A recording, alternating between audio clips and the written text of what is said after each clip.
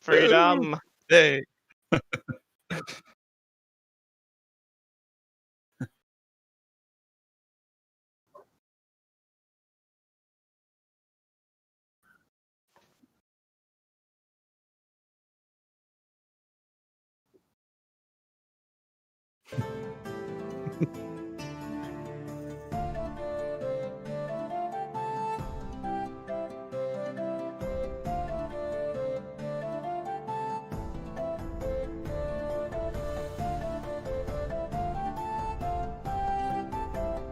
Ooh. Oh my gosh, I hit unmute. It was like, I so much unmuted, you guys, it wasn't even funny. Tort's like, oh my god, unmute. I'm like, I totally unmuted, and it didn't click. So anyway. We're just getting all the gremlins out. Okay, Yeah, you know what? stream We're going to gremlins. start this over Let's go again. back Hi, to everyone. Dahlia. Welcome to this week's Oh my episode of Tales from the Tavern. Hey. Yeah, perfection. So we are here with a great group of people, some of whom have been on the stream before, and others who are brand new to coming and hanging out with us. Yeah, I'm really excited about today's group. So I'm going to start by having everybody going around and just introducing us to them and telling us a little about who they are. So Baz and Bigley, we're going to start with you. Ooh, all right, straight into the fire. My name is Brad, aka Baz. I'm one half of the Baz and Bigley dynamic duo, and a forever DM, I suppose. So I think I'm in pretty good company here. I'm hoping to learn what life's like as a player, so that I can live vicariously through your shared experience. There you go. And you can find us everywhere on the internet. Baz and Bigley. That's Baz and Bigley, not the word n. Yeah, and me and my wife Steph Bigley do a lot of co-streaming and have a great time. It's a lot of fun. I've come and hung out in your streams before, so it's been really fun to watch you guys grow your channel. So welcome back. It's nice to have you again. And Pleasure's mine. next we're gonna go over to John. Yes, I'm John. I'm the GM over at the Action Sturge on Twitch and Twitter, and you can even find us on YouTube if you go to our Twitch page and look at all our social medias. We do like a interactive D&D game over in our channel where viewers can spend points to affect the game and like cast wild magic on people or dole out magic weapons and magic armor and stuff. It gets pretty chaotic. They can even summon monsters, so it gets pretty wild over there. Awesome. We do that on Wednesday nights at 8 p.m. Eastern Standard Time. Yes. And they do a great job. I know we've rated you guys a couple of times after our stream on Wednesday night. So if you haven't already seen them, then you probably will if you don't check them out on your own. So give them a follow. And next we are going to go to Scott K. Leslie. All right. Hello, everyone. I'm Scott, and I am the host, storyteller, GM, a whole bunch of things over at the Adventures Pack.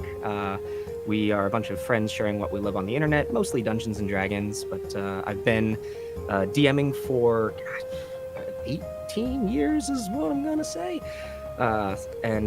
Yeah, thoroughly enjoy it. We also actually have a very similar thing with an audience interactive Friday night show, The Gauntlet, where our challengers go through to defeat every single monster in the official Dungeons & Dragons Monster Manual, with or without the help of the audience. Mostly it's without, as they throw down wheels of chaos and do all sorts of crazy things there as well.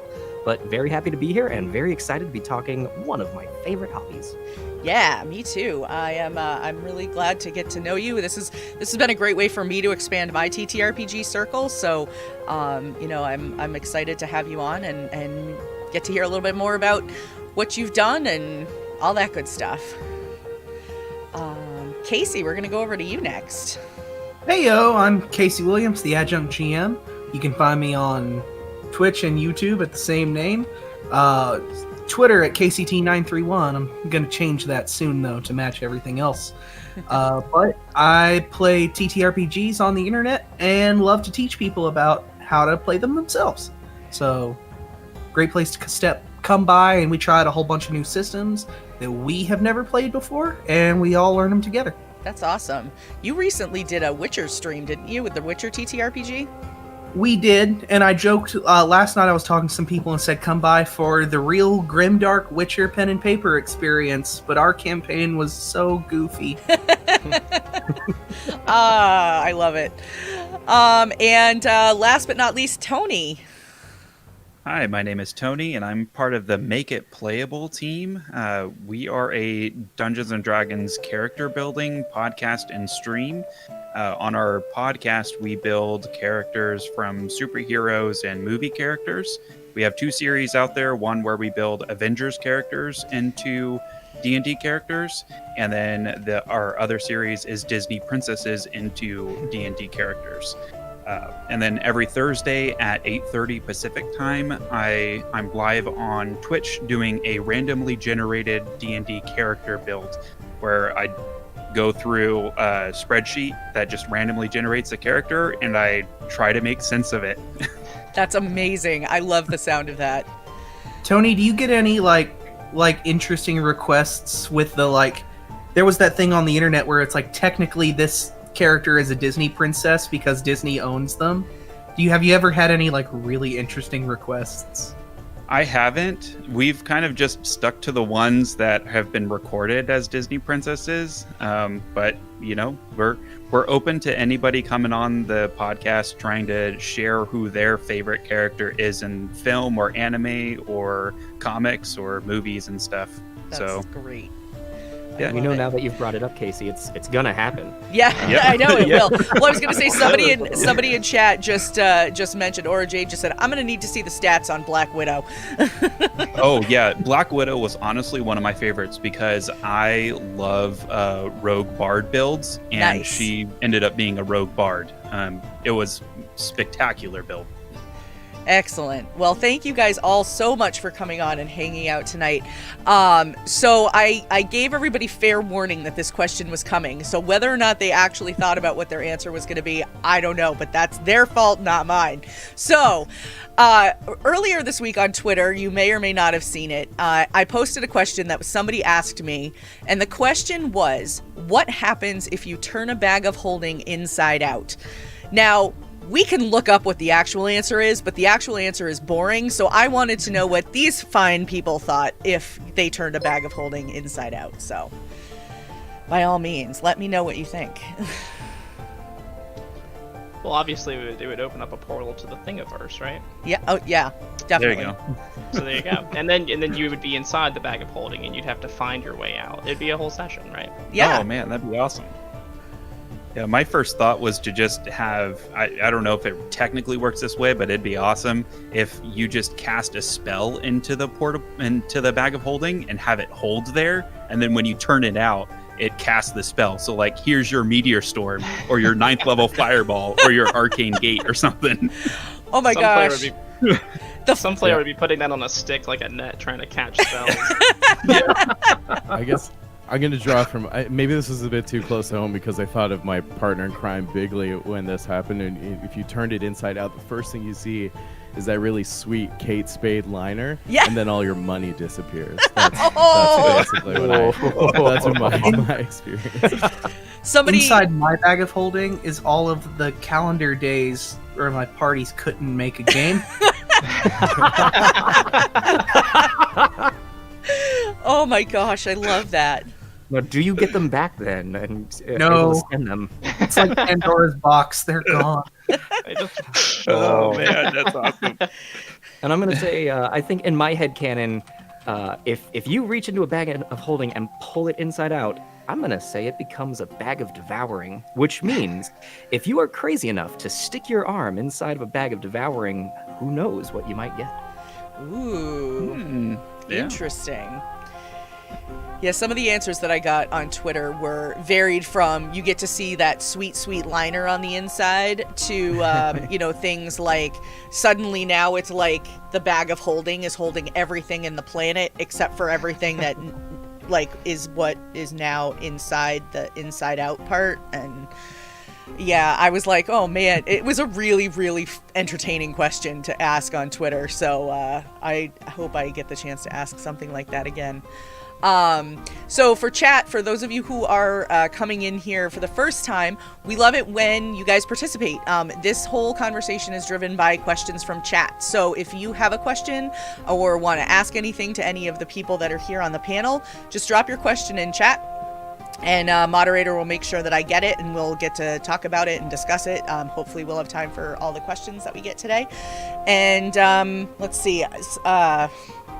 Oh, and we also have channel point redemption for Ask My Question Next. For 1,000 channel points, we will boost your question up to the next one in the queue. There's 3 of those available every night. So if you are very anxious to ask your question, and there's been a whole bunch of questions asked before yours, you can use that, and we will boost your question up to the next one asked. So there you go. Oh, Fork Bus, I'm going to have to go get the drawing board for this one.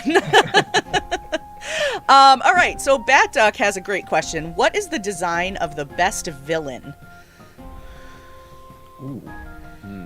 Immediately, I have to answer that question with a question. Is it like a villain that we or has been designed, or like the best elements of good villain design? I know, Bat Duck, guess... if you'd like to clarify, go ahead, but I'm going to go with either one is fine, so... Since I'm that guy, I'll go ahead and just he says yes, so I think he doesn't really care which one. The best way to answer a question that answers a question, which is a terrible thing to do, so I apologize in advance.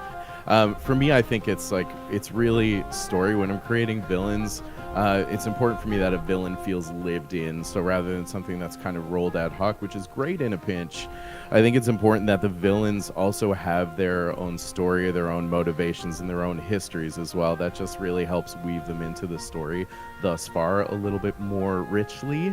The other thing that I always stress to when DMs or GMs are creating villains or bads or anti-heroes is that every villain thinks that they're the good guy, their own story, right? Or the good person, their own story. So it becomes a lot more interesting when you play a villain that really believes that what they're doing is in someone's best interest, even if it's their own.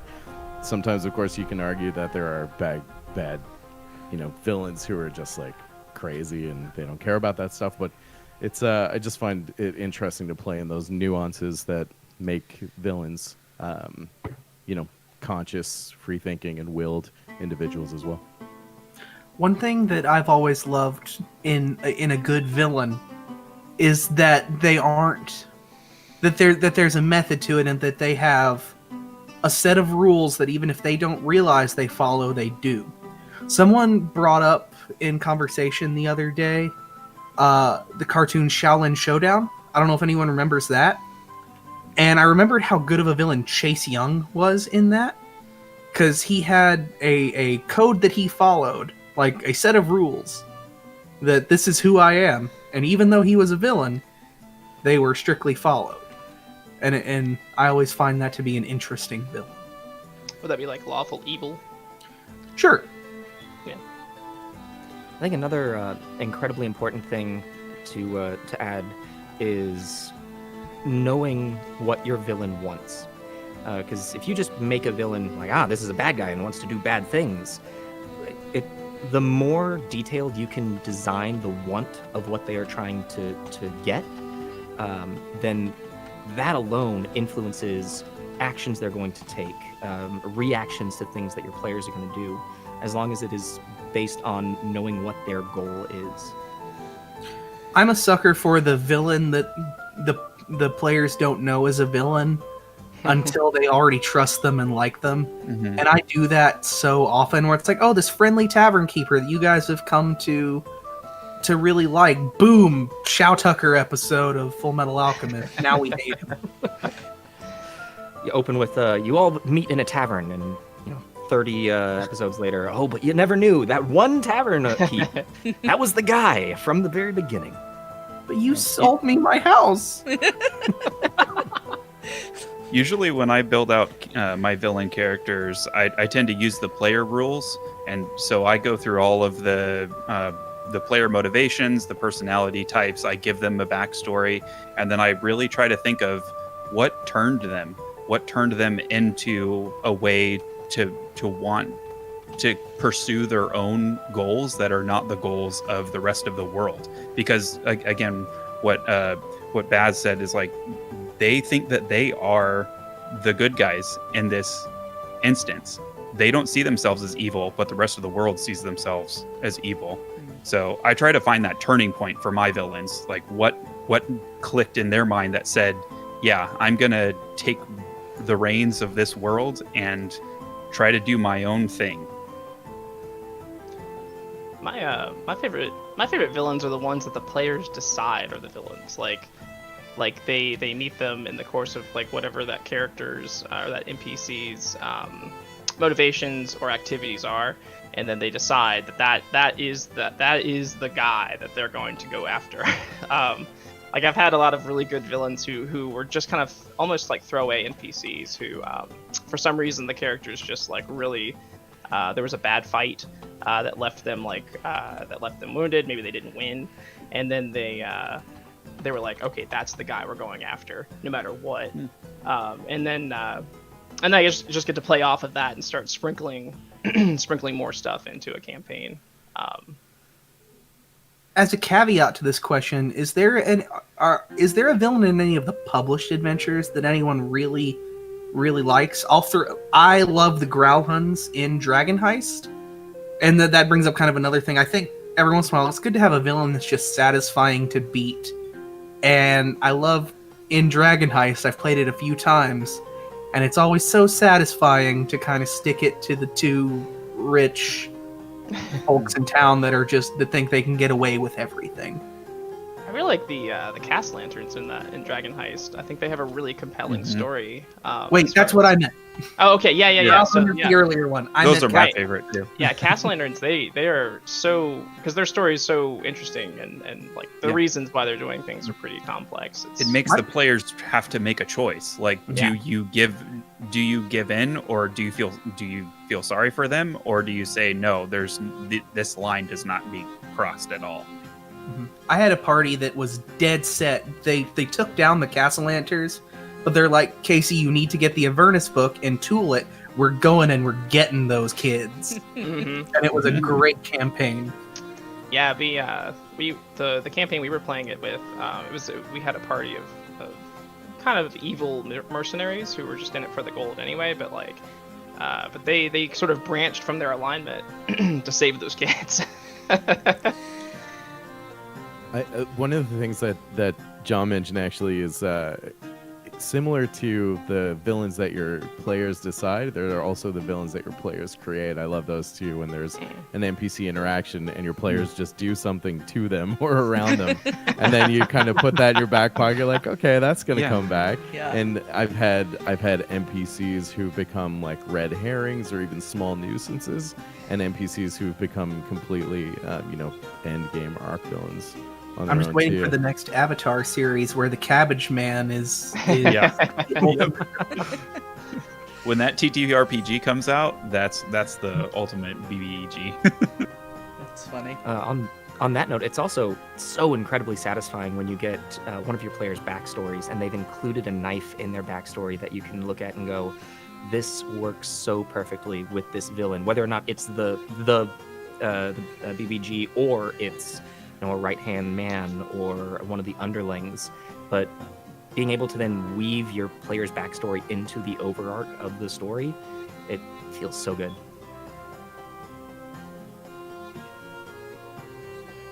That's awesome. That's a wrap on villains. All right, villains, done. Check. Moving right along. That's it. We just wrote the de facto there you go. guy. There you go. All right, so Fork Puff would like to know. Hi, Fork Puff. Fork Puff would like to know, what is a TTRPG that you found and you plan to play next? I have an answer that is also a plug. Go for it. We're getting ready. I'm really excited to try Pokemon Tabletop United. I'm going to be using that for a charity stream coming up, and I'm super excited about it. We were going to do Pokemon 5e from Joe the DM, but it got the cease and desist, so we're retooling right now towards Pokemon Tabletop United, which does admittedly look amazing.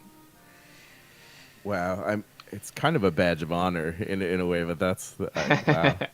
They must have been, so many good farming for that podcasts. stuff. Casey, I was looking through your stuff. You play a lot of different games, don't you? Like you Yeah. play what's just in that vein while while I have you, like what's been your favorite so far that you've played, like of like the not D&D kind of. It really kind of just depends on what I'm going for at the time and who I'm playing with. Probably the most like versatile in like I can throw a game together pretty quickly and have as many players as or as few as I want. Kids on Bikes is a fantastic game to use for a one shot with anybody, and I've used it playing with young people and older people and people of various experiences. It's super easy to pick up and have a good time with. I've totally had that one in my back pocket for a while. I've been kind of dying to play that. It's super fun. I'm definitely gonna try to play Blades in the Dark. Oh, I would that like one- to try some that point sometime. soon. Yeah. I'm also playing Scion right now off stream with some friends, which is a White Wolf game where you play. It's kind of like Neil Gaiman's American Gods, where you play like demigods in the modern age. And I've been having a lot of fun with my character, who's a son of Tyr. Sorry, I forgot that Nintendo owns that franchise now, so that makes sense. That you would get a cease and desist before the idea has even come to Yeah. fruition. We were about to put out the first 5 episodes of a podcast, and like I was editing, and I saw the news, and I was like, "Well, table flip." Yeah. Yeah. Now, you should just do Cyberpunk, because CDPR will never get to it now. They've got way too many other things. Yeah, to there do. you go. I'm way excited to play Yeah. Cyberpunk. Their I haven't had a lawyers are chance busy. to yet. They won't touch you. Yeah, I haven't gotten to play it either. It looks so good. I haven't got a chance to play it yet. And there's so many good streams out there that are already playing it. There's the one with Cypher of Tyr and Mustang Art and all those folks. That's amazing. The guy from the How to Drink YouTube channel has a really good stream of it called Lo-Fi High Tech. Oh, that's cool. But Oh, did somebody else have one? I didn't want to stop. Well, ultimately the list is endless. Like there's so many games I want to play. Yeah, Yeah. it's so I'm Just good. definitely time. looking at Blades in the Dark as our next one. I've kickstarted a few that I can't wait to get my hands on. Zweihander is doing this Flames of Freedom game, which is like Zweihander during the American Revolution. Oh, Super excited about that. It's like Hamilton meets Grimdark. And then, of course, the One Ring 2nd edition. yeah, in I the saw fall. that one. I am looking forward. So I kickstarted Inspiriles, which I got to finally playtest recently, which is really cool. If you guys haven't seen that one, I definitely recommend giving it a look. It's designed for like early teenagers, but really anybody. It's accessible to anybody. And the thing that's really awesome about it is that you have to learn and use sign language in order to play it, which I think is awesome. So, like, when you introduce your character, you have to learn the sign language letters for how to spell your character's name and that sort of thing. And it's being released both in American Sign Language and British Sign Language, which I think is really cool. And the art for that book is some of the most So gorgeous. gorgeous, yeah. I interviewed some of the people behind that on my channel a while back, and it was one of the best experiences. Yeah. Fantastic books. I've had the Rich right- on Tales before, and he's just such, like, He's a the delight. nicest guy. Mhm. And I hope you're watching, Rich, because I'll talk good about you and your game all day. Right? I did not get to kickstart that one because I was really broke at the time, but I cannot wait to throw money at that project. Yeah, very cool. And then there's another one that I managed to pick up. So Bat Duck in Chat has been really pushing for me to try DMing a game, which I admittedly have never DM'd. And I managed to pick one up in the itch.io bundle, the bundle for racial justice and equality, back like last summer or something like that. And it was yes, I said I would. And it's called Knights of the Kitchen, and it looks hilarious. And I was like, that might be the one we have to do. So Anyone find anything they're particularly excited about in one of those bundles? I picked one up, and there were just several things that Yokai Hunter Society was one I'm really wanting to try from a couple of those bundles. That bundle that Luna's talking about, I got it too. Like, there's so much in it. So much in it. Oh my gosh. There's a lot of solo TTRPGs in there that I'm kind of like, huh, like that was really the first time I'd taken a look at any solo ones, so I might be venturing into some of those on my own channel sometime just to try them out. I've never done a solo, but I want to. Ironsworn looks cool. Yes, yeah, I've heard good things about that one. See, I used to play everything I could get my hands on back in the 80s, but lately, I think just for time alone, I've been pretty much strictly D&D, not for any other reason than, I might run 1 or 2 campaigns and that's it. And that's just what my players wanted to play. But I've really had a keen eye on the Star Wars system for Fantasy Flight. And Edge of the Empire, I think is that what it's called, if I'm not mistaken. But I've always wanted to try Dungeon Crawl Classics and Shadowrunner too, that were pretty popular, and Call of Cthulhu. I've always wanted to play in a Call of Cthulhu game, and It's I've very never fun. had the opportunity to do it. So, or just actually play anything. I love DMing, but I just want to play anything. And I've just never really Forever had the DM. chance, not in the last 6 years. I like with Call of Cthulhu, I'll go to the SCP writers website and pick a random SCP and make a Call of Cthulhu one-shot out of it. And That have is done an some really excellent cool stuff resource. with that. Yeah, it's super good for inspiration. Luna, I actually had a question about, given recent experience with Star Wars for shared experience. Yeah. I've been wanting to pick up the Fantasy Flight Star Wars game. Which book do you start with? So the group that is on our channel is using Edge of the Empire. Okay. I don't know if there's one. I don't know enough about it to honestly know if there's one that you're supposed to start with, but that's what they're using, and most of the group is totally new to the system. Only one of the people that's in the stream has been playing it, has played it before. So it seems like and I see Wolfsblood in chat, so Wolfsblood, correct me if I'm wrong, but it seems like they've had a fairly easy time picking it up. The dice obviously are completely different. They're not numbered. They're, you roll a success or a failure or a triumph or whatever. So I think that's why they haven't really said, FFG hasn't said you should get this or Force and Destiny or Age of Rebellion. So I was really super unsure where to start.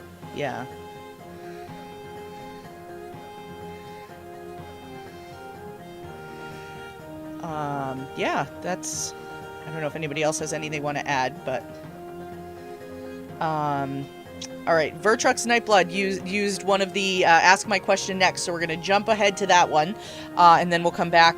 We have 2 of those to get to next, and then we'll jump back to some of the other questions that have been asked. What are some of the inside jokes from a game that you run or play and the story behind it? Oh, okay. I've got a good story for this one. So, way back when I was running a World of Darkness campaign, which is, I forget where they are now, but it was a White Wolf Publishing, kind of the bare bones version of Vampire the Masquerade, which is, in Vampire you play vampires, in World of Darkness you are humans being introduced to the world behind the curtain of monsters and whatnot. And my group was going on this very long adventure, and they were, it takes place modern day, driving down from town to town, and they turned to me and said, hey, we want to stop in the next town. Took me by surprise. I had no idea why, but I said, sure. So here I am suddenly having to populate a town. Like, okay, well, there's fast food joints, there's these stores, and in particular, like, here's a rug shop. There's going to be a shop that sells rugs. And one of the players got fascinated with this rug shop. So she goes in, she's like, I want to see what's inside the rug shop. I'm like, okay, fine. And I start describing these rugs, and one of them was an intricate purple one. And she's like, tell me more about this purple rug. Okay, fine. And she ends up buying this rug, and they take it with them. The whole story continues, and at the end, we have the finale. She turns to me and says, Scott, what about the rug? Why? What was it? And I said, you wanted to stop. There was nothing about this. You wanted to stop, and there was a rug shop. End of story. And so now it is the running gag at my table that if there is something that is just there, it's not necessarily important for the plot, it is a rug shop. I love that. I had a similar, because the best moments are always those of little consequence. We came down from a big like climactic moment in a game about a year and a half ago, and we had to take a long break from the game because the GM deployed. But in one of those late games, my rogue was just like wandering around. He's like, "You come across this old lady selling macarons." I was like, "Cool. I'm just gonna give her 100 gold to get her business going because she just has this little cart." And now, like every once in a while, now I hear about how I am apparently the franchise or the primary investor in this old lady's macaron empire now. Oh I boy, love look at you that. starting up the economy. Gotta spend that stimmy somewhere in local business.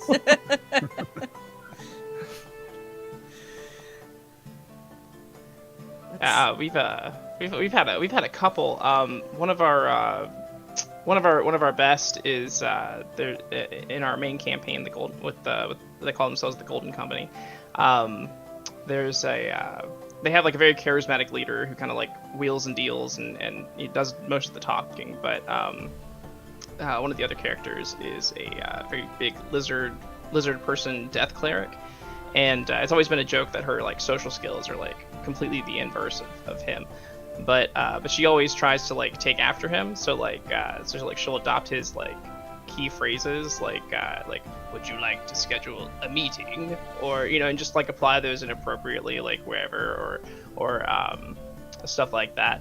But there was a moment where they thought that the leader had died, and then like immediately she like looks up and she's like, "I'm not ready to be the leader yet," and like everybody like just busted out laughing. So now like when stuff goes wrong, like that's usually a common response to something bad happening. With our Witcher campaign, I don't know if anyone's familiar with the Witcher pen and paper RPG, but spellcasters' abilities are divided into spells, curses, and hexes. And the hexes have long-lasting effects with ridiculous ways to get rid of them. One of the first ones you get introduced to is the Eternal Itch, which does exactly what it sounds like it does.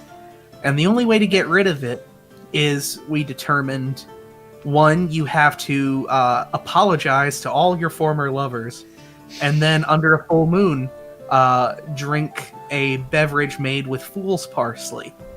So the spellcaster, every town they went to, bought up all the fool's parsley just in case. Oh, that's evil. I love it. That's fantastic. I think what stuck out for me there is you said pen and paper, and I was like, if you're playing TTRPGs with pen, that's some kind of chaotic leaning. That's gonna, Right? I don't know if it's chaotic, evil, neutral, That's or the good, name but it's of the definitely on the game. chaotic side of the spectrum. I think for we have a lot because my home game is we're a bunch of theater friends. I'm performing artists, so there's like a lot of like inside jokes, I guess, that happen in our real lives that kind of feature from time to time. But one that stands out for me among them is just this. I think I've made one of my players so paranoid. I take rest pretty seriously. So if you're resting at a tavern or if you're resting on the road, there are all kinds of hazards that exist when you decide to do that, right? So they've learned to keep watch and things like that. One of my players has 2 bear traps, and he's a caster. He's always a caster class, so he can't carry anything else because he insists on carrying these large iron bear traps with him. And even when they're in the tavern, he'll like lay them out in front of the door and one in front of the window, and he carries them around with him in spite of carrying anything else, because I won't let him take any other loot, gear, anything they pick up, because I'm like, you're completely commandeered by these 2 bear traps. But he won't leave them alone because he's terrified that I'm gonna, I guess now that I'm hearing myself say it, do something to him in his sleep.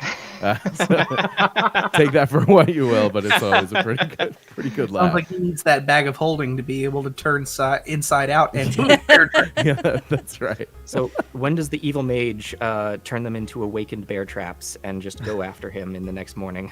That's just the Pokemon Stunfisk. I hope he's not watching this because now he's going to be a step ahead of me. That's my worst nightmare. My players have become have an aversion to barrels because of one instance that happened between a couple of the characters. So what? Just a backstory on one of our characters. He's a monstrous race and trying to overcome his monstrous past, and so he gets into like hallucinations, and then kind of like goes on a rampage sometimes at night. And a couple of the players caught him in an alley with 2 dead bodies, and they didn't know what to do with the 2 dead bodies. So they decided that they're going to stick both of the bodies into the only single barrel that was in the alleyway. And so now every time a barrel is brought up, they're like, no, don't check the barrels. We want nothing to do with barrels. So Player logic and player fear are very rarely working together. This is true. yeah. Oh my gosh. We had so in a previous game that I had been in that was streamed, there was a character, this little NPC goblin who had been exiled from his clan. And so somehow the party managed to befriend this lone goblin. And it developed the hashtag from our chat. It developed the hashtag Squee4Prez because, 1, we were building up to a presidential election, and 2, the audience just loved him, like just thought he was the best character ever. And so, every now and then it'll still pop up, in various streams. We'll see hashtag Squee4Prez. So, that was a good one. And then another one actually came from this stream, so not from a game, but in one of the earlier streams when we were on a different channel, somebody had asked, we were talking about something anyway. We had to go to break, and and we said something about going to use the bathroom, and somebody that was in the group said that they were going to go hashtag free the pee, and that sort of stuck with it. And so now every time we go to break, there's a few people in chat who will throw up hashtag FTP, and that's what that stands for. So now you know. That's awesome. So on occasion, I should clarify too, you'll see hashtag FTWE, which is hashtag free the water elemental. So that came from a question that happened a few weeks ago, which was, can you drink a water elemental? And so that... Pee it out? That's what we were saying. So anyway, it was a very interesting conversation. It always devolves into chaos when that question comes up, but... it was very funny. So every so often somebody will throw in a hashtag FTWE. I thought that would be for those 12-hour streams. Yeah, right? Oh my gosh. Casey, I just saw your question in chat. Is a water elemental wet? Yeah. I want to get into that in word. Right? Casey's going to start spending that channel clout to bump all his own questions. Right? I know. I have the points. That's right. All right. So let's see. So the other question that got bumped up was from Zealzaddy, which I think this is a good one, actually. Do you adjust your campaigns to your campaign's feel to match the current real-world zeitgeist? I'm more kind of use or have a barometer of that or thing of what in the current things do I not want to include in the game, because that can be uncomfortable for some people sometimes, and it kind of becomes one of those safety tools conversations at some point. If something traumatic happens in the real world that involves a person, I don't really want them to have to live that moment or think about that moment in a game. We had a moment in a game at our local game store a long time ago, where like I had this big moment planned that involved like kind of like an invasion of the party's favorite business, and then something happened where a local business had a rather violent incident, and I was like, okay, we're not doing that. That's a little too real right now. Yeah. Yeah, so that would be kind of like the opposite or the inverse of that, right? It's Yeah. like you didn't do something because something kind of happened. I tend to be on the same side of that fence. I think we protect this pretty vehemently at my tables. When people are there to roll dice, oftentimes it's a much needed and sometimes the only escape we have from what we're all kind of traversing in our real lives, whatever the case may be. So I actually have a very specific rule that things like that don't feature in the game, and we have like a table agreement in my games that we don't like bring things in and reference particularly Politico, hot button topics, soapboxing, things like that too. So I would say specifically we work to try and avoid that from the fantasy environment and really focus on like the nuance of the dream state that we're looking to create here that gives us a chance to pull away from that kind of stuff usually. Yeah, agreed. I mean, we come into people play games for all sorts of different reasons. Tables that are playing to have the best numbers and break characters and do an awesome dungeon crawl, or people who are coming to escape into a whole different reality. But I think no matter what, it is important to ensure that the space that you're playing that in is safe for everyone. And I would say that the adjustments that we do for as far as the modern zeitgeist is concerned is looking at it and going, how are we as people growing and changing, and what things are maybe outdated and don't belong here anymore. But I don't, unless I'm playing a modern setting game, I don't look to the modern world and go, here's an event. But if I'm playing a game, maybe not necessarily D&D, but a modern setting, looking for inspiration, but not necessarily looking for exact events, because a lot of things are tied to that you might not know about.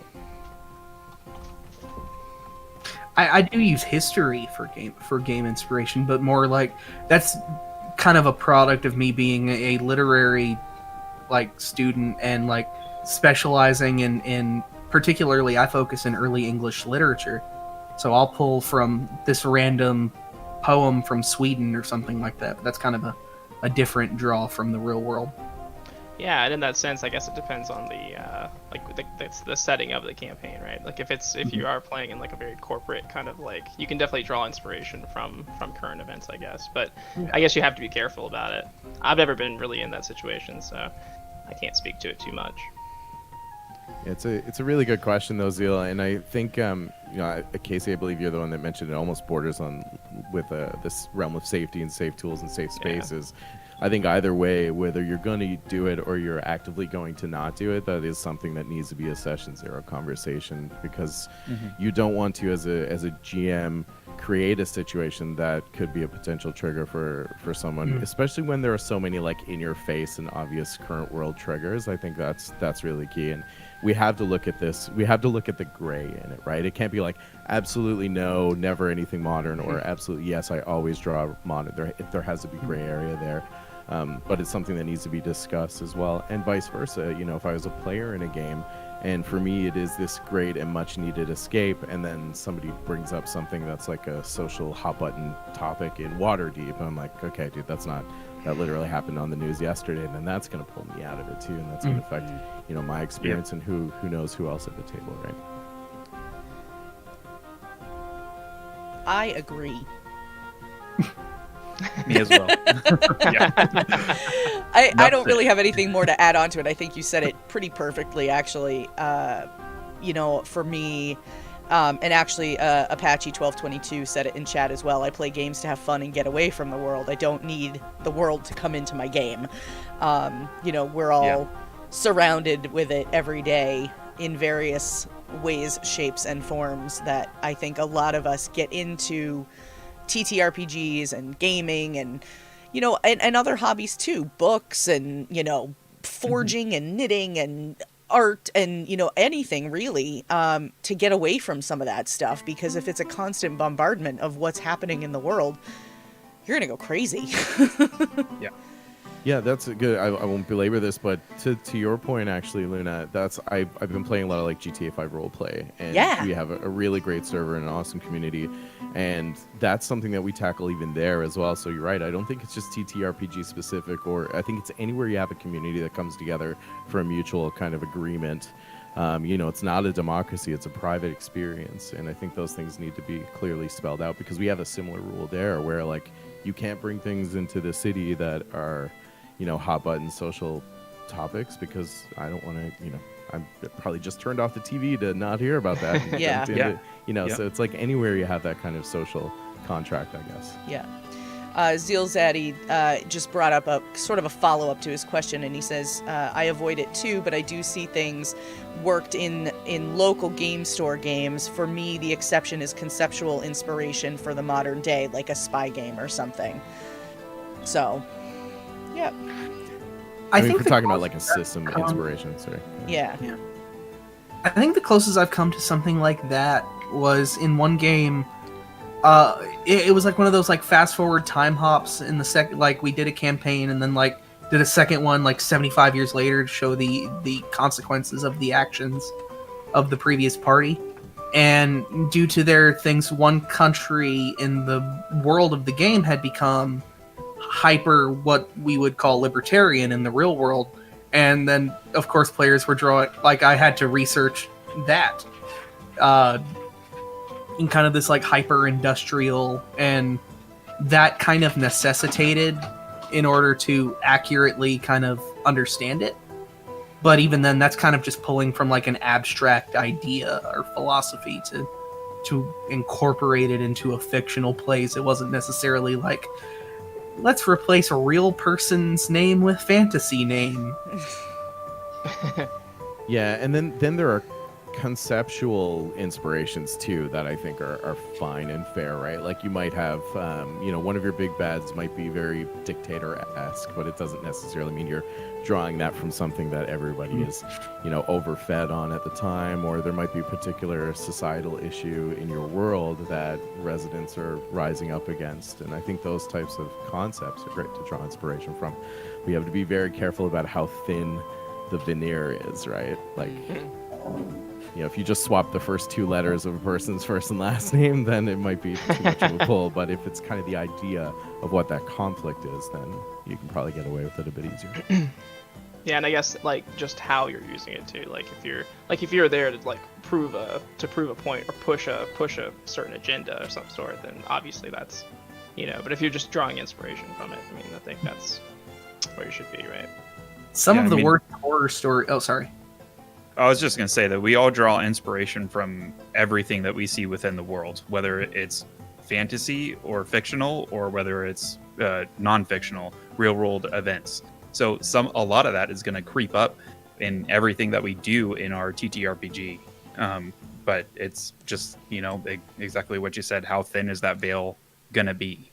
And we have to talk to our players about what they're comfortable with. Mm-hmm.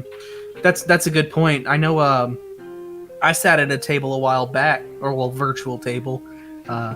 Thanks, modern day. But speaking of modern day influences, right. Thanks, COVID. But we had worked out this whole thing and of the world where it was going to involve this like illicit substance being traded by the bad guys, and one player at the table, no names of course, and this was a while ago, but was like, I have some addiction problems and I would really like it if we not include drugs as a main theme of this game. And I was like done, like we will not be doing that because that is not cool. That's awesome too that you could have that that open communication with your players as well. I think that's really important. to have. I also like your point, Casey, where if you are going to go there, to make sure it's well researched, because then it can become a learning experience too. And we do, just like we can bring these things into the table experience, we also take things away from the table experience, Yeah. right? So I think that's admirable that you know, if you're going to go there, you go into the research and make sure that at least where it needs to be accurate, it is accurate. I think there's a really interesting supplement that was put out by Take This. I don't know if any of you are familiar with Take This, but they are basically they're a nonprofit here in the U.S. that does a lot of work around gaming and mental health. And, they tend to go to a lot of big conventions. I know they go to all the PAX conventions, at least the ones here in the U.S. I don't think they go to Australia. But they run something called an AFK room, which is basically like a quiet room, a place for people to get away from the hustle and bustle of the show floor and the people, and they have licensed therapists on hand and volunteers that are there, and information about mental health and that sort of thing. But about a year and a half ago, maybe close to 2 years ago now, they actually released a supplement, a 5e supplement, that is based on a woman sort of having a break with reality. Like, she essentially goes into a coma, and so the party has to go in through the help of a new class that they created called a psychomancer. They basically have to go into what ultimately is like going into her dreamscape and kind of rescue her. And the enemies that they're kind of rescuing her from are basically, when you really break it down, it's depression and anxiety. But they use, like an Aarakocra, and they use like a bunch of different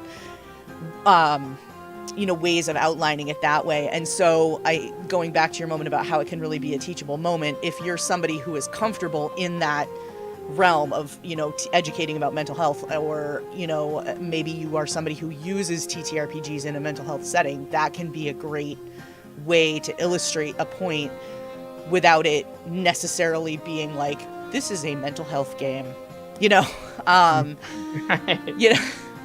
It's still very D&D. I bought it and I've read through it several times and ran it actually in a text-based scenario with a group one time.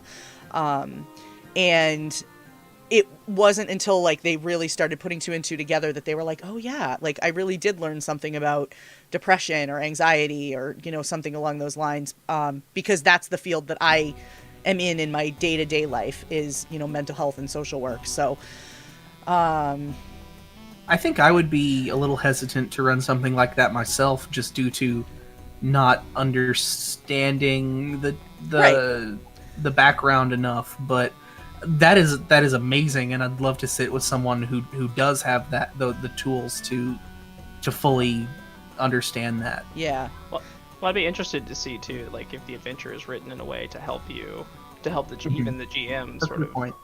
learn or get an insight into like the mindset, I guess. Yeah, kind of. This Yeah. is what it feels like, or this is Right. yeah.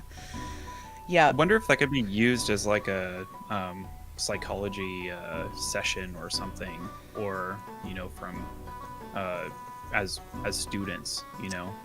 Oh, interesting. I think it would be a really smart thing to do, especially because there's a lot more about gaming and TTRPG gaming, especially as a resource for mental health, for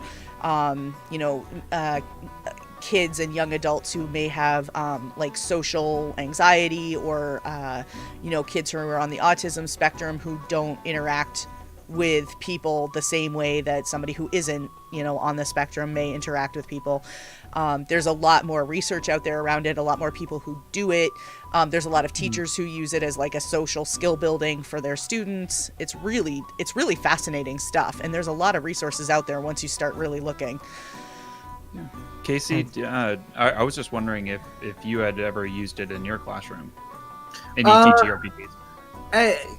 I don't necessarily get as much freedom to do things like that as I would like at the moment, just because I mostly teach intro, like freshman level English classes. But it's something I'm trying to tool how to do in a productive way for my classes in once I have in-person classes again. And in particular, I was thinking about next semester having the students make a character in a game. Not necessarily that we would play a game, but to think about like characterization in a novel or a short story or whatever by building a character and doing like similar pre-work that we would think of to designing a character backstory to better understand. Specifically, like, oh, we just read, I don't know, we read 1984. I'd like you to build Winston as a character in Call of Cthulhu or something. Yeah, that would be really cool. I really like that idea. All right. Well, we are probably at a great spot to take a quick break. We're just about an hour in, so I think we can take a pause and let our guests refill their drinks and all of that stuff. So we're going to do that, and we'll be back in like 5 to 10 minutes, and we will see you all when we come back, and we'll get to the rest of the questions. Yeah.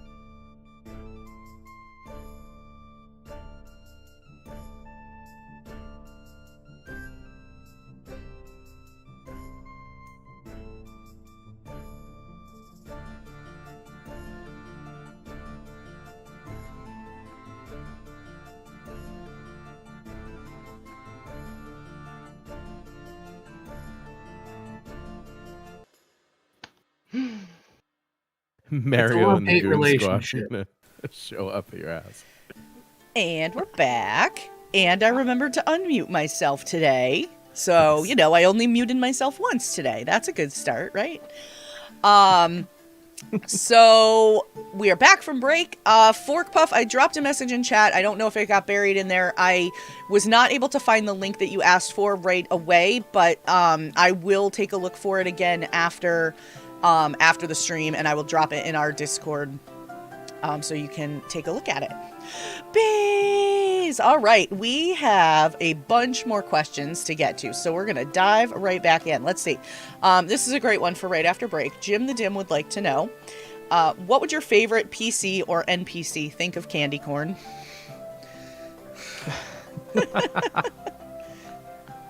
My favorite PC will try anything once.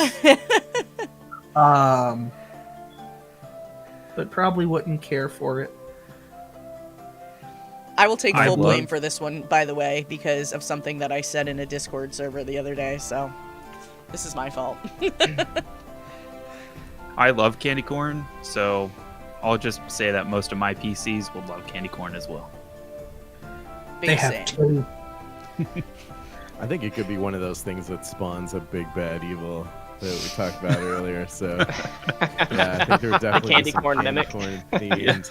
Yeah. Now this might also break my rule about not bringing in real world, challenges, because you could argue that candy corn is very much a social pariah. We don't talk about pizza toppings in our games. Pineapple story. is mandatory. Mandatory in my world. In the Guild Wars 2 game around Halloween, I don't know if any of you guys have ever played Guild Wars 2, there will be like candy corn, I can't remember what they call them, but basically like enemies that look like candy corns, or like potions you can drink that will turn you into like a miniature candy corn monster guy. It's pretty entertaining. Oh, it's fantastic. I love doing special things around the holiday seasons. I think that my favorite NPC is going to see candy corn as, though he may not necessarily like it, it is plentiful, and if marketed correctly, could net him a good amount of money. There you go. There's a bard at work there for sure. Yeah, I think any of my PCs will just try to figure out how to weaponize it. My dear Bard Calico Jack would gosh. love the colors, and then be rather disappointed that the taste doesn't match or isn't as bright and colorful as the candy appears. You know, taking the subject of relating a real-world object's flavor to something in-game, one thing that became canon in one of our sessions is, I don't know if any of you are familiar with the cotton candy grapes. Yes. Oh, so we've decided that cotton candy grapes, that is the official flavor of Good Berries now. So, Nice. And we have access to them, you know, in the proper season, so we always have a bowl of them at the game when we can. That's great. But it's the best flavor to bring in. That makes perfect sense to me that cotton and grapes are good berries. I just Yeah, love that that's concept. and just canon now. And Someone it's call canon. Chris Perkins. Right? Yeah, it I'm here for it. immediately gives you like a point of immersion too. Jokes aside, like immediately you certain things like that, little things like that. It's like you can say, okay, I can imagine that, and I guarantee you, every player around your table next time Right. good beers come up, they're gonna like Taste They them. have to manufacture that flavor, right? Yep. Like every elven liqueur I think I've ever had in a bar tastes like some kind of like cognac or scotch or something like that. 'Cause Yeah. I know that's a reference that at least some of my players will get, right? Like I just said, they're theater people. They will all get any booze reference I make. So that's usually the great What? Theater common people drink? denominator. Yeah. For shame. Have any of you done any work from the Heroes Feast? Have any of you cooked any of the recipes from that book that came I out? have not, but it is totally on my to-do list. My copy of my book is sitting like within arm's reach. It's right there. I made the potatoes. They were very good. I don't remember the name of it in there, but it was just a fried potato dish. Yeah, It was very good. I don't know if it was from that, but my wife had pulled up a recipe for Adventurer's Casserole and had made that. I don't know if that was from that, but it was definitely like a D&D themed dish. It was pretty good. It was like a breakfast casserole. It was very good. Are y'all cook for D&D night type people, or is it more like snack food? We used to have we used to make it like a big thing on Saturday night in a home game way back when, one of the earlier 5e ones we started playing, and we always had some kind of food element. We actually had to tone it back because it was a bit of a potluck, and we spent like, you know, in a 3-hour session we spent like an hour and a half eating. But we would do things like people bring like, you know, dragon wings or like a flare tenders. Oh, Like, nice. Just stuff like just make stuff and name it themes. We used to do that. Oh yeah, that's always chat fun. just mentioned a guy on TikTok person on TikTok who goes by Quincy's Tavern, and Oh, my I've God, seen yeah. some of those videos and they look really cool. They Nice. look amazing, and also he just comes across as the nicest guy. If you Right? ever feel bad, watch a Quincy's Tavern TikTok, and you'll just feel better. It's true. It's so some true. free therapy right there. I'm gonna shout out Jim the Dim for a second. Jim occasionally will do cooking streams. Jim has worked as a chef before, and so we'll occasionally do cooking streams that he calls D&D and dinner. And so a couple of times he's done stuff from the Heroes Cookbook, and then also partners it with like a themed discussion for the night. So one night he was cooking something, and then the conversation for the night was like character building or something like that. So that's always a lot of fun when he does those.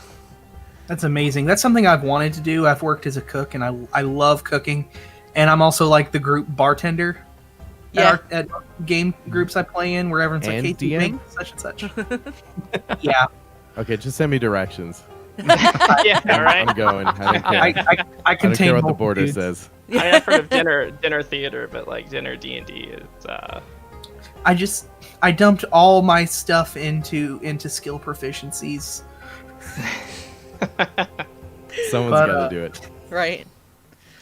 But I've always wanted to do streams like that, but I just haven't figured out the camera setup. One day. Mm-hmm. It's very It's always so nice to be able to do something aside from streaming a game, which don't get me wrong, I love, and I love seeing all these people doing them. But it's nice to see something still nerdy associated, but then also be able to talk D&D at the same time. Yes. Just the variety. I mean, the variety is the spice of life, and having it in all things, Twitch included, is fantastic. Speaking of drinks and such, and to that end, this kind of goes off the candy corn question. For a favorite PC or NPC, what would their favorite drink be? At the risk of sounding tropey, I definitely have the same Shadowmancer sorcerer with the bear traps. He says that all he drinks are the tears of his enemies. It's kind of standard, but it's So who lightly says salt it to. He'll water, say it huh? to anyone. Yeah, and I don't. I guess there is a real world reference for that too, so I don't have to make up a flavor. My one PC, because I've pretty much been a forever DM until recently, which thank you, friend. But my one PC that I've carried forward was a Drow monk, and I did the research, like, okay, what do Drow drink? And apparently, years ago when I read that up, it was dark ale that the alcohol content is so heavy it will kill your average human. So I had to figure out how to do that while, being an average human. But I found there was a brewery in Colorado, in Boulder, called Avery's, that made this beer called The Beast. And it was a dark chocolate and coffee stout. And let me tell you, it was fantastic. I'm writing that one down. That one sounds delicious. Yeah. And also, its content was up there that would kill a normal human. The perfect Valentine's Day gift. Right there. My current enjoys a rusty nail. Ooh. Class. Love that. All right, so let's see. I don't even know how to say this person's name, so I'm just gonna call them Viper. Sorry. What is y'all's favorite character in your games that the story was most fun? I think the question is, what game was the most fun and that your favorite character was in? I'm gonna go to the Masks game we streamed last year, and Kirsten Mack, who's a streamer on here who played a character who was playing our Janice, our like dual life type of teen hero. And her character, she really wanted her family to be involved, and like a lot of her story was her parents not knowing that she was a superhero. And so her character's dads invited the team over for dinner, not knowing that they were all superheroes, just glad that their daughter had friends. Aww. And it made for just one of the most charming player experiences ever. And I love that character and her two dads, and they are all wonderful. And it was the most charming game ever, so them. She is the most fun. It's clever. Like it's like as a forever DM, it's like asking me to pick a favorite Hey, child. right? I think, there's one that really stands out to me, and it's probably mainly because it's probably the most fully fleshed out one that we had before our game was put on hold, because that was a home game, and other games that are just kind of starting. But we had, long story short, there is from the theater table, we'll say, they always give me really good, rich backstories. But one of them is a really adept writer, and she'll usually send me like pages and pages and then apologize. And I'm like, no, thank you. I love reading this. So her situation basically kind of separated at birth, raised by clerics, has a memory of a past life, including two siblings. and that just gave me tons of inspiration to build great things in there for her. And the first major arc they went on after the intro arc was her kind of traveling through Faerûn, took place in the Forgotten Realms, to find her siblings. One of them had gone on to be a monk to train in the Great Glacier in the Hard North, and one of them was a kind of rambunctious, wayward, gifted child who had been passed around from merchants to caravans and ultimately made their way to Candlekeep to train. He was considered a wilder, so they basically shunned him, and he went off on his own sojourn. Long story short, scaled an ancient cliff, got trapped in a mirror.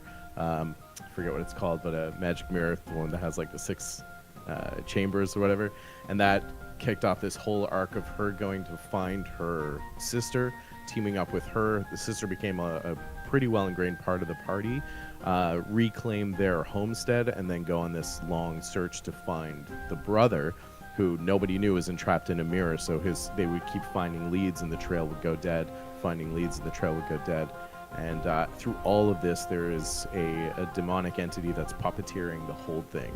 And they, just before our game went on hiatus because of those real world inspirations, they had just defeated that adversary. That's probably one of my favorite arcs, mainly because it's one of the ones that we finished. I guess that's a big part of it too. But yeah, big one that stands out for me. That's awesome. I had a pet NPC that I really loved for a long time because they started off a minor villain, and the party let them off and was like, "We can't trust you, so you need to follow us around for a bit until we decide you're cool to leave." And my wife's character was very like wanting to help him out because she was like, he's had it really rough. He just needs a chance. And so like he followed them around, and then like a year and a half later, they were at this mage college and happened to be there for the graduation. And they saw him there graduating and like finishing the mages college. And they were all just so pleased. And I remember that character because of how happy they were. They're like, Quintus is a good guy now. I think one of the most memorable for me, this was a game that I ran way back in early high school. And this character, she didn't have a lot of backstory. She didn't have a lot going for her, but she stands out in my mind so much because of the player.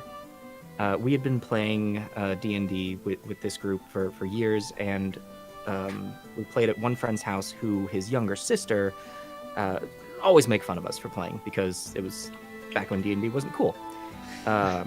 What happened, guys? And would always make fun of us, and every time we'd come back, she's like, "Oh, you're doing that thing again, fine," and she left. And we had a massive blizzard one year, and we ended up getting snowed in at his house and played for 2 days straight. It was amazing. And she was stuck there as well, so of course started off, "Oh, you're playing that stupid game again, fine." And at one point she comes down and sits in the kitchen and listens, and then scooches a little forward and listens more intently, eventually sits at the table just watching everything. And by the end of that, she came up to me afterwards and said, "Hey, can I play with you guys?" And so we made this rogue character for her, and she was this person who was coming into a brand new world, and the NPC that befriended her was this gentleman by the name of Hollow.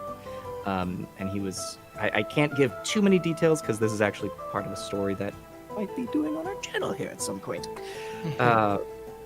But he had an incredibly powerful weapon that he ended up giving her to let her be more of a standalone figure in this brave new world that she was stepping into. And it mirroring her stepping into this whole world as a person that she'd been making fun of for so many years. And it holds such a dear place in my heart because she was kind of in the bad crowd at school. She was really young and already was smoking like a chimney at 13, 14. And to spend time with us and play this game that she'd been making fun of, she broke many of her bad habits and it was just really heartwarming to see what this did for her. That's awesome. That's so That's cool. awesome. Transcends the character. That's great. Yeah.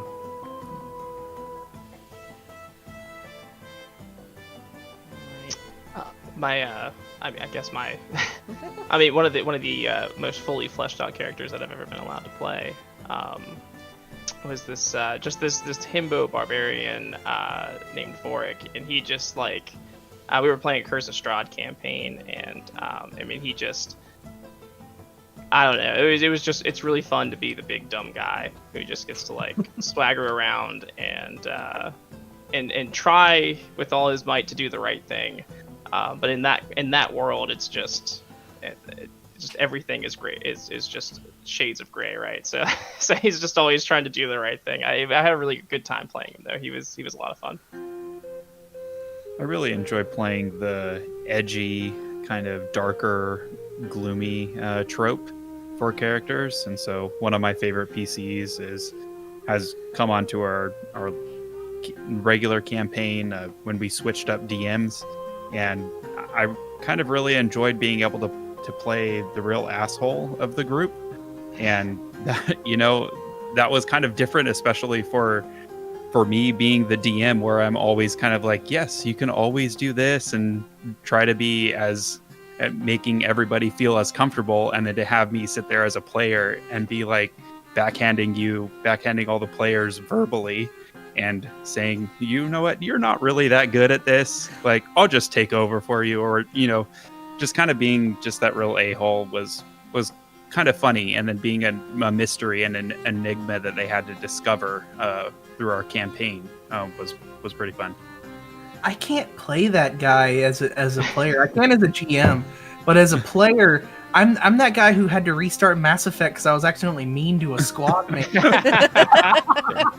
It was interesting to see the players' reactions. Like, do we really like this guy? Do we like this character? I don't know, but our regular DM is playing the player, so I guess we'll be okay to him. That brings up Gives you a little really- insulation, yeah. Yeah. Like that brings up a really challenging issue that I've run into recently with the whole there being certain characters that the rest of the party goes, why are we adventuring with this person? Or even that character going, why am I adventuring with these people?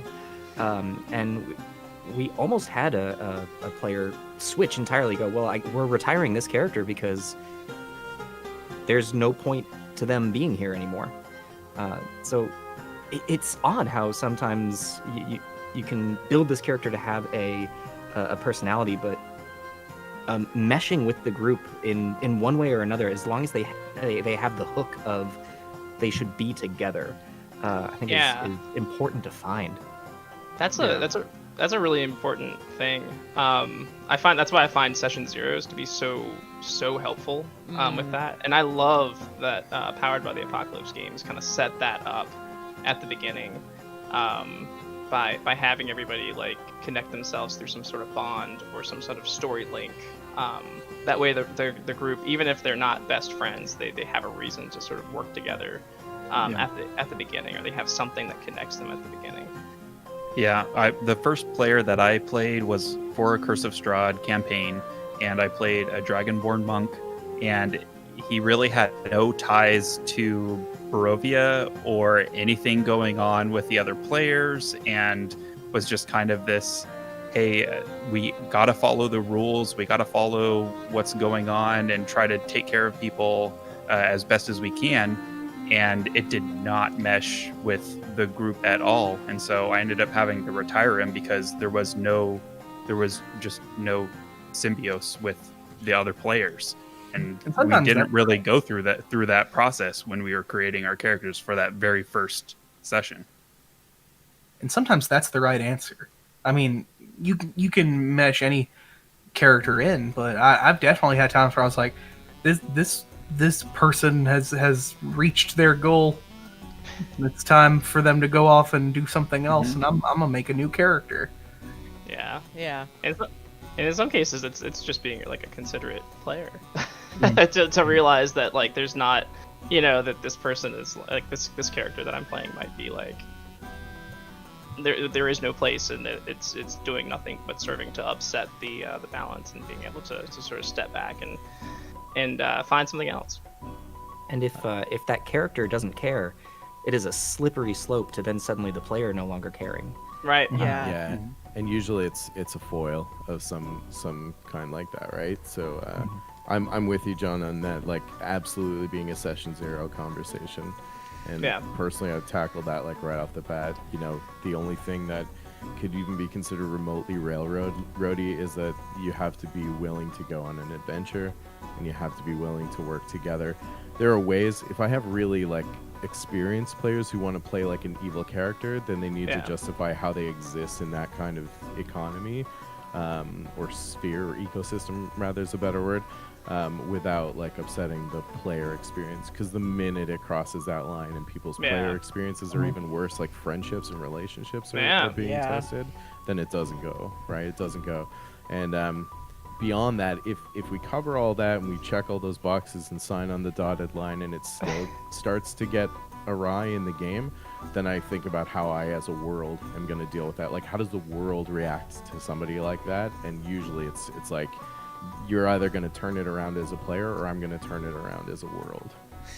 In your own game group culture, are short form characters in games like that common, or is it more of like a long form, like we're in it for this game that's going to last a very long time, or is it more shorter games? I stick to shorter games. Yeah, it goes either way for me. I've played in campaigns where they last 2 years. I've played in one shots and, you know, mini arcs that last 4 to 10 sessions. So it just kind of all depends. You just have to be aware with your GM and your players, how long is this campaign going to last, so that I can like make preparations for my character. Because if you're going to start at level 5 of a character and have all these plans for this particular character to get to 15, it's never going to get there. You as a player are going to be disappointed. Yeah. So I try to set that up front, like, hey, I have an idea for a game that might run like 8 sessions or something like that, and then just kind of give everybody like let everybody know what the commitment level is to it, and then like and then how long I expect it to go. And I think that kind of primes everybody too to be like, okay, well, if we have an arc by session 8, we need to like start closing it, you know. And I found that to be pretty useful. That's interesting. I guess I completely took for granted that I always plan a campaign to just be open-ended. It's kind of running until it finishes, and I've never, unless it's like specifically a one-shot or like I think, as you mentioned, Scott, like if it's a seasonal type thing that we're doing, or seasonally inspired one-shot or short campaign. But almost always, even when one time I tried to plan a short campaign, I was like, this will probably take 3 to 4 sessions, and it was like 9 sessions. Yeah. So, that's a really good point, because I'm not tooled to think about things short term that way, right? Like if somebody is kind of a little bit more against the grain, can we let it slide? I mean, not barring the player experience items that I mentioned, but I would just say, like, if I read my table and I find that they just need kind of an outlet, or I get that if a player is doing something that's against the character type they've built, I'll have a conversation with that player. Yeah. And if it turns out that they just need an outlet, they just want to play an RPG where they can just go bonkers, then I might say, okay, you know what, let's pause this and let's do three sessions of like a specialty campaign where you're all evil. And I don't mean like you walk into town, you blow the place up, but let's be intelligently evil, even if it's chaotically intelligently evil. That's such an important distinction. Yeah. Yeah, and just like let's build it, and let's give you guys the outlet where you can be evil and then come back to this, right? Because you'll rarely get one or the other. And players who know that they're investing in a character for the long term are probably more inclined to listen to your input if you feel like they're, counterculture at the table too, right? Because they want that character to be around. They don't want to. Yeah, that evil character thing is so it's so interesting, because you do have the I think the default idea is like, oh, okay, we just kill everybody we meet all the time, and then eventually we'll kill each other because we'll run out of people to kill. So Exactly. I mean, we've my group on our channel has successfully run a fairly evil campaign. Like, but they all work as a team, and they're not like they're evil in the sense that they just want to get paid for a job, and they're willing to take on jobs that are a little less glossy than the norm. They handle assassinations and robberies and stuff like that. So they're evil.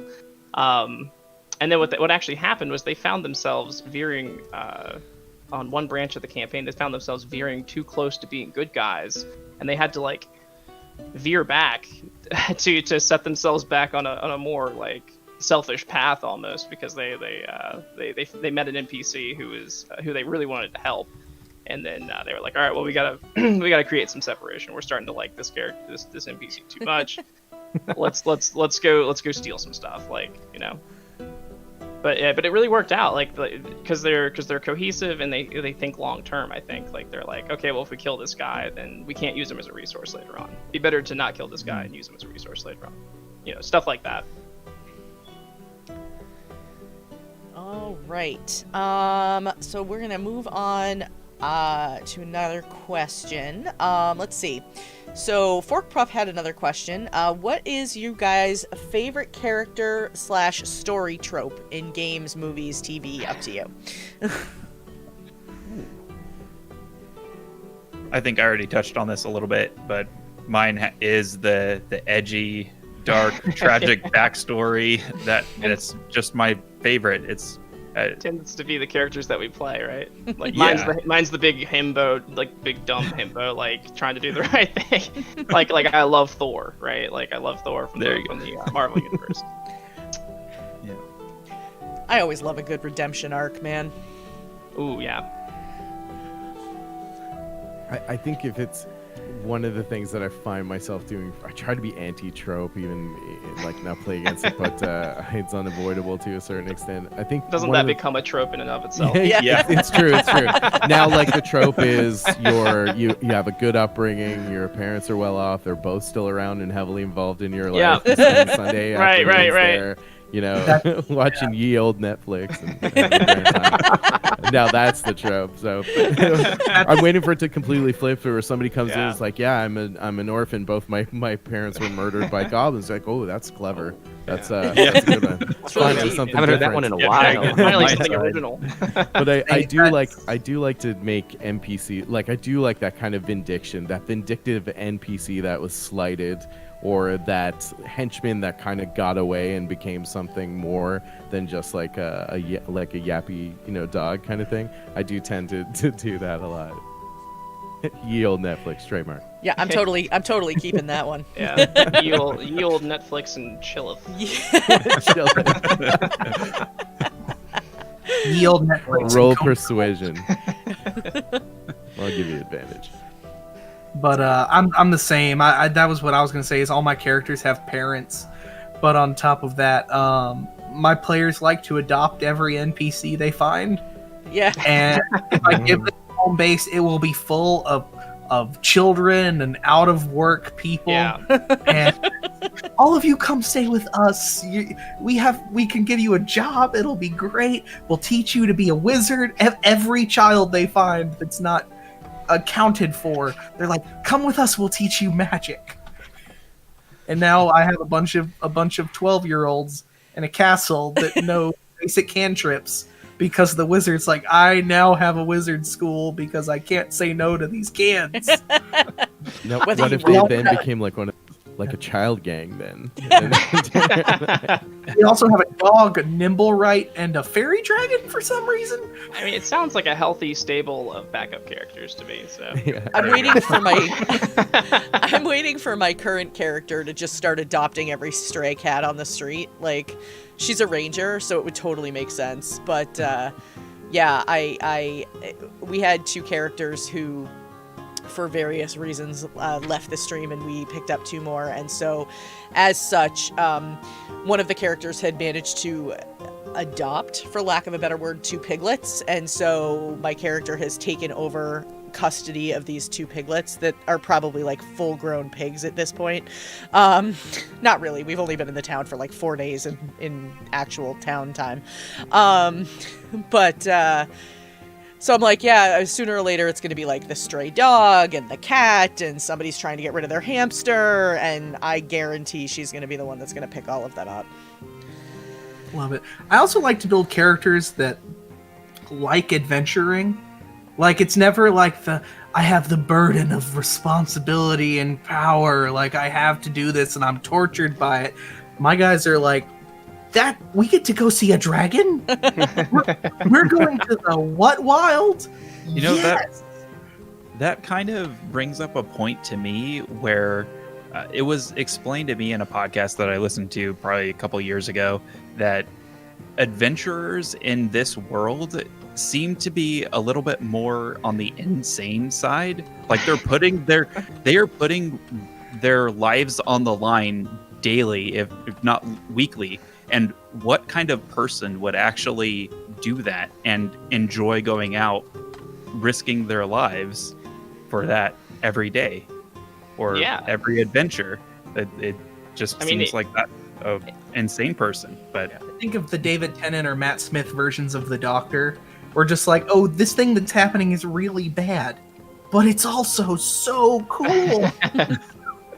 Well, and to touch on your point, Tony, it speaks to the exceptionalism of the character in that world, right? So because they are the stars of the show, they're the exception to the setting, right? Like, yeah, they're the heroes. Exceptional, insane. It's why sanity isn't on the original character sheet. Right. That's right. Apache's over here with the threats in the chat. I know, right? And Luna, if I could commandeer the question, Yeah, absolutely. I would love to talk to Scott about his interactive D&D and how he does it and how that works on his channel. Yeah. Like, and then like what everybody else kind of thinks about that sort of thing, or if they've seen it, or if they've tried it, or what system do you use, Scott, for to redeem for redemptions and to redeem things for the players? We actually recently changed it. We used to use channel points that we just refer to as inspiration points, and for that you could redeem things like what we have is giving the players an adrenaline surge, which isn't giving you advantage, it's allowing you to re-roll one d20. So that way it can stack on top of advantage. Sabotaging an opponent so that they're at disadvantage, casting Mass Healing Word on the party, and then one of the very popular ones is spinning the Wheel of Chaos, which is literally a spinning wheel that has everything from the classic cast Fireball on this person to these characters have to swap accents. Like you talk as the other person. Yes. So there's good things, there's bad things, but then there's also just silly things. Right. But recently we actually switched over and we use the extension Streamloots, which if any of you are familiar with this, it's a thing that you can do on Twitch that people buy essentially packs of cards, and then they can play that card on your stream. And so we have, I want to say, upwards of 40 different cards that give the audience ways of interacting. And those are all beneficial, or you can destroy them to get points towards crafting other cards. But it's added almost a trading card game aspect to the show. Yeah, I saw that. I was so intrigued by that because I when I peeked in on your channel, I saw that the loot card things, and I was like, I've never heard of this, so I didn't know what it was and like how it worked. It's a very popular thing that streamers do for like, hey, force me to plan a 12-hour stream. But we looked at it and went, hey, you know what we could do?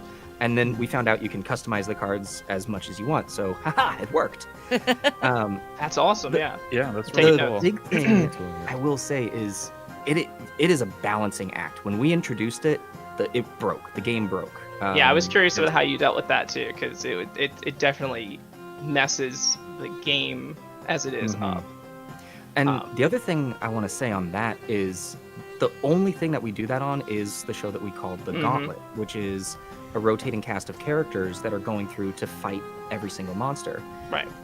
It is not a campaign. It is not a story. And personally, I would never do that for a story that players would be invested in, because you're taking away so much agency. If you hand any of it over to the audience, Right. I mean, there's already so much luck involved, and things can go even worse. But in the Gauntlet, it's fine because death is inevitable. The players don't get a long rest. They go until they die, and then they respawn at a sanctuary, and then continuously progress forward. So it's okay if they die. But I have seen some shows that do audience interaction, and you can spend bits to give things to players. And I do think the ability to tip bits to a channel to do it does help in such a way, and because all of us as artists doing any sort of show, there is that level of, hey, we're giving you free entertainment, but then adding some things into there that people refer to it as pay artists for their work. If you want to have that much agency over a show, then you need to pay for it. Right. But so you're saying that when it comes to like a more narrative campaign, like Exactly. interacting with a more narrative campaign. Yeah, I found. Yeah, I think you're right on that. But yeah, and I've just found that the points don't work with a narrative campaign. Like they just it's too upsetting, right? Because you just never know what'll happen. But I have found that because what we started doing was we're running classic dungeons now. Like right now we're running Hidden Shrine of Tomokan, and which is just like an old classic dungeon. And how we're doing it is each week there's a different group of players, and then wherever they leave off, the next week the next group of players come in and they start off where they were. And the dungeon stays like the dungeon, whatever the previous players did in the dungeon stays, but they're new characters, and we just kind of swap them in. We just don't talk about the paradox or anything like that. So, and then like if there were magic items redeemed in the last time, those just go away and they just start fresh, but they're in the same dungeon. And so, because what I found was it's kind of punishing to play without any progression, I guess. Like I think you have a pretty cool setup where you're fighting every monster in the book. So like there's a sense of progression that like we've collectively killed this many monsters. Because the way we were doing before, we would just run small dungeons, and then we would just start them over every time, and losing that sense of progression. Because when you play like that, there's no XP, there's no real gold to get, there's no leveling really. But having that sense of progression, I feel like has really helped help it be a little bit more satisfying for the players, if that makes sense. Absolutely. I think taking this also and applying it to any DMing, we've got all these rules at our disposal to use, but I think the first and foremost rule is, are your players having fun? You're doing this, you are part of a shared experience, whether you're telling a story or just having massive combat. If your players are having a great time, you're doing it right. And so with shows that have that audience interaction bit, I know with us, I have sat down to all of the players that are a part of it and said, hey, we're going to try this. How do you feel about it? Would you be open to this? And when we've had things, it's like, okay, so that didn't work. We actually had one, when we introduced the cards, we had cards that could do bad things, and like, you can do bad things to the monsters, but also the players. Yeah. And I put that in thinking, well, our audience is typically very like friendly and fun. They'll throw it down occasionally. No, they're demons. They're demons. They're absolutely demonic. We had a couple of people that night come in and just throw all of these negative things on one player. And I could tell the fun broke instantly. Right. And I had to take the time to say, okay, everyone, I'm turning these off. There are no more redemptions tonight. We are going to keep doing this. Clearly it needs fixing. Thank you for being a part of this, but we're going to continue on normally without that. We've gotten it to a place that we're still tweaking it. We tell our folks that, hey, welcome to the early access of this this event. But like you said, it's a balancing act. It really is at this point, especially when you're balancing the players' fun versus the viewers' fun, and you want everybody to have fun ideally.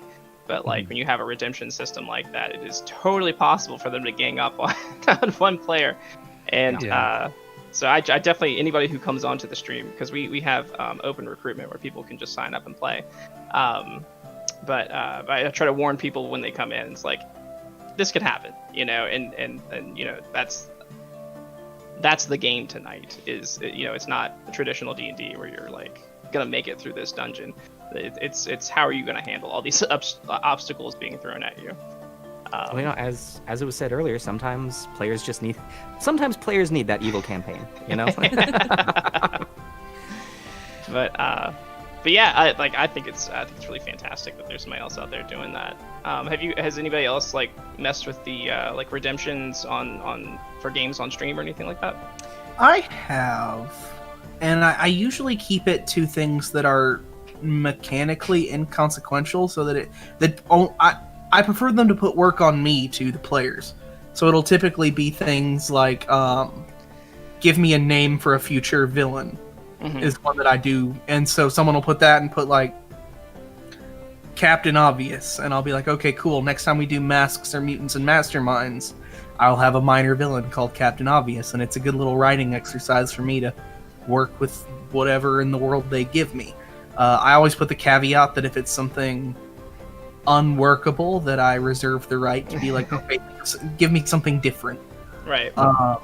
And I have done in the past. You can give the players a bardic inspiration die, which felt like a not huge, or give me a bardic inspiration die to use with NPCs or against them, and that way it's still me kind of controlling the flow of, rather than like this person gets -2, I can be like, okay, I have an inspiration die to use against the players when it's appropriate.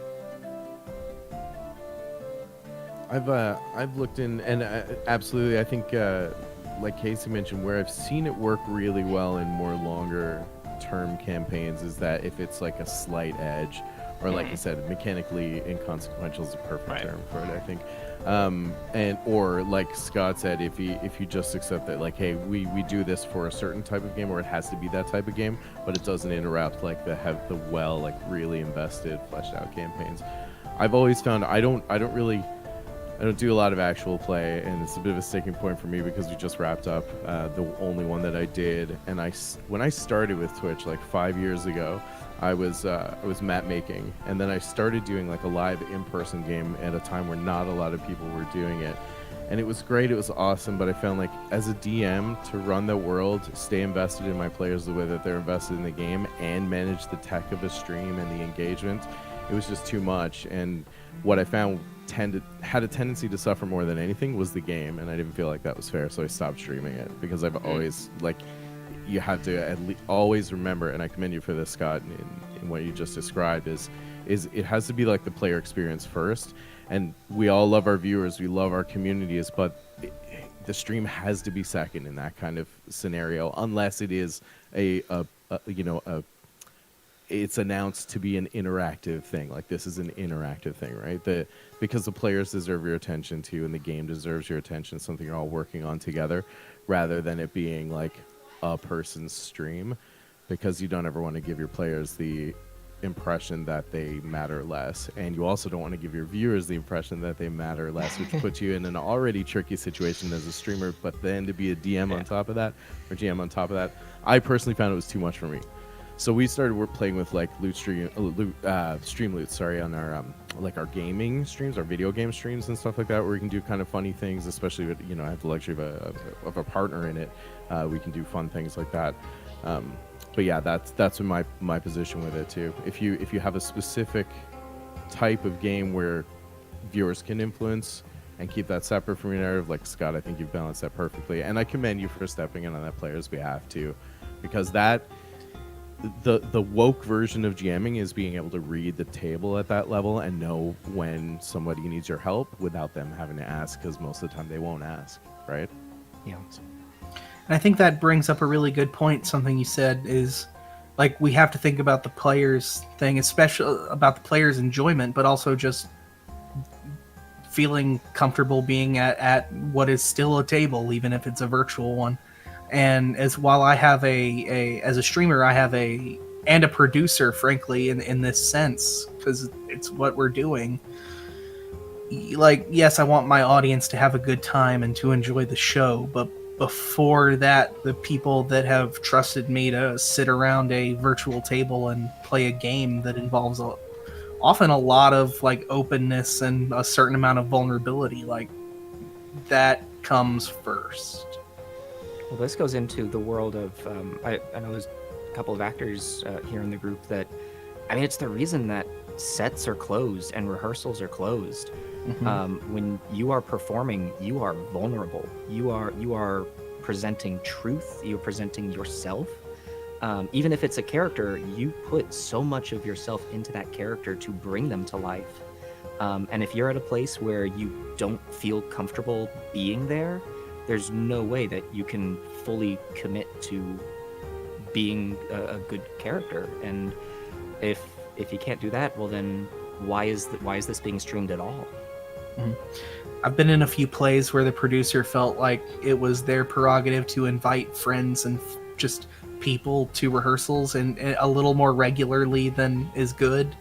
And I've straight up had to be like, look, I can't. I know we're talking a lot about players at the table, but I also want to bring up the point that our players having fun is very important, but we as DMs, we also need to be having fun. Everybody at the table needs to have fun.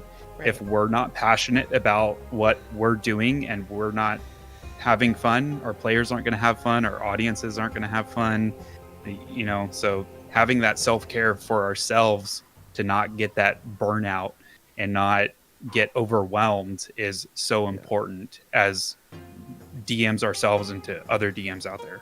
Absolutely. We're players too. Yeah. Yep, GMs are players too. That's our affirmation. No, you're right. And you know what? I hear GMs saying it more than anyone else, right? So, and we'll keep saying it until we start hearing it back, you know. But yeah, you're absolutely right. And the burnout is real. The emotional investment is real. Like, think about how much time you spend investing in that character you're playing. Most GMs that I know, and I'm certain everyone here and most of you in chat who are GMs as well, put that amount of investment into the hundreds of people that we play too, right? So that's all part of it. That's all important. Yeah, great point.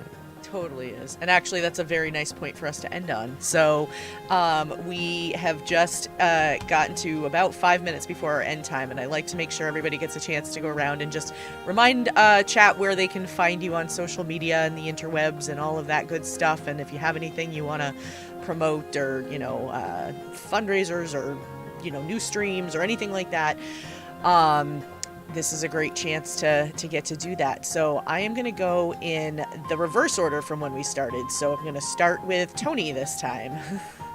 All right. My name is Tony, and I'm part of the Make It Playable team. You can find us on Twitter at MIPlayable. You can also find us on Twitch at MIPlayable.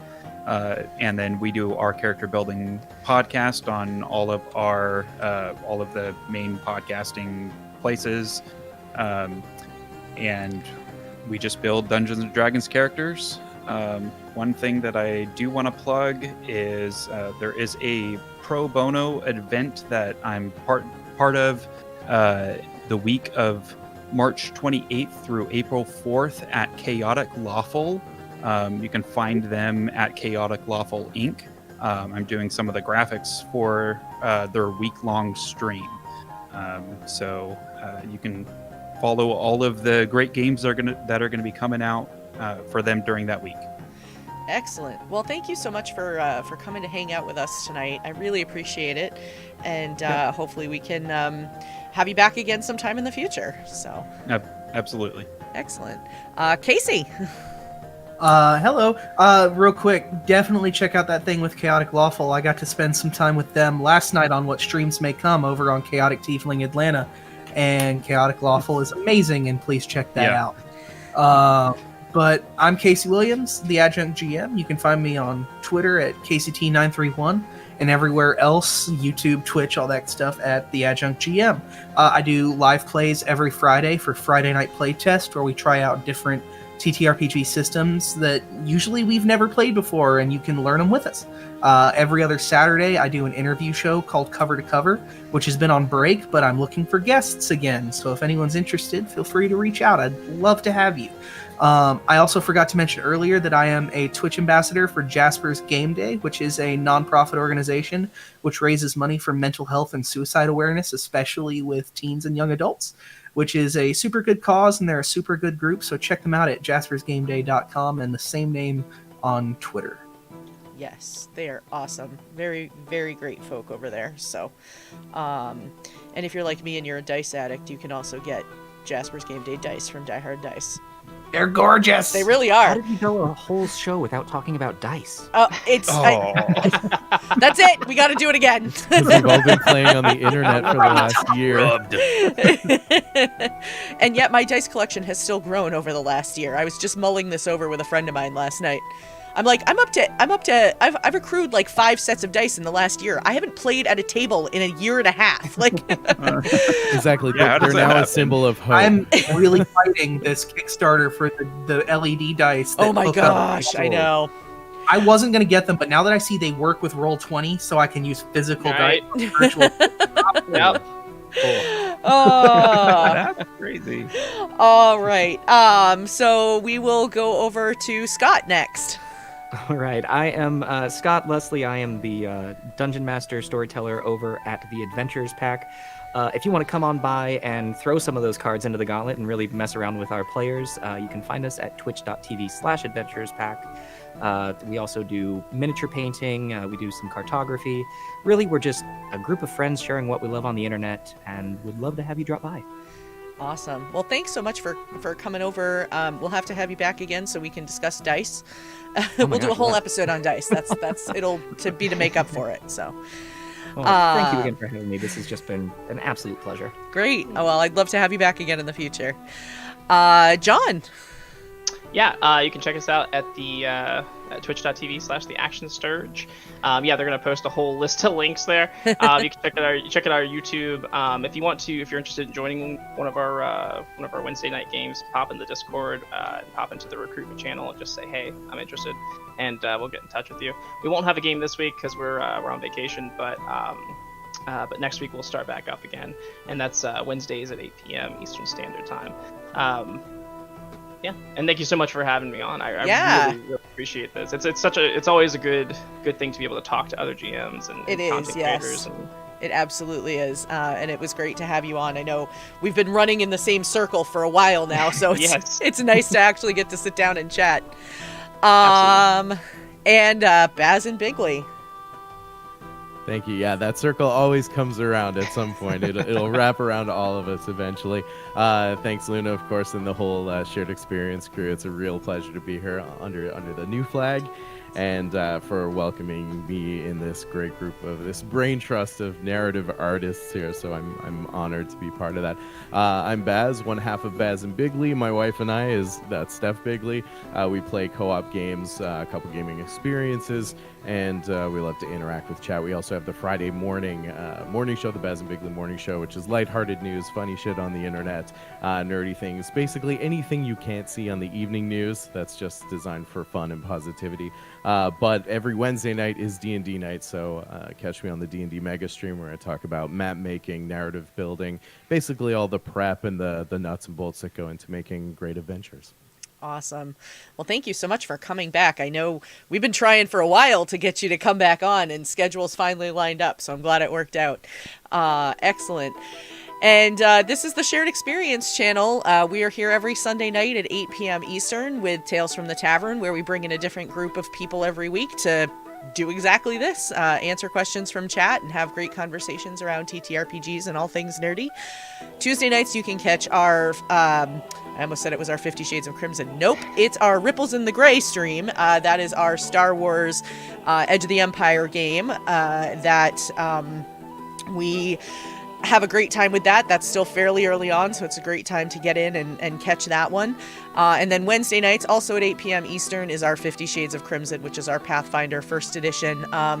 We just finished our first season this past Wednesday, so we're going to have there will be a little bit of a break. We're probably going to do like a wrap-up episode, like a Q&A with the cast, and then we'll take a week off, and then we'll be back with that. So come back and hang out with us. We are going to go raid a guy who's live. This was a recommendation from somebody in chat, and happens to be the creator of the 10 Candles system, for anybody who's heard of that. So they are a brand new streamer. They haven't even made affiliate yet, so let's go over there and show them some love and drop follows and help share the experience, if you will.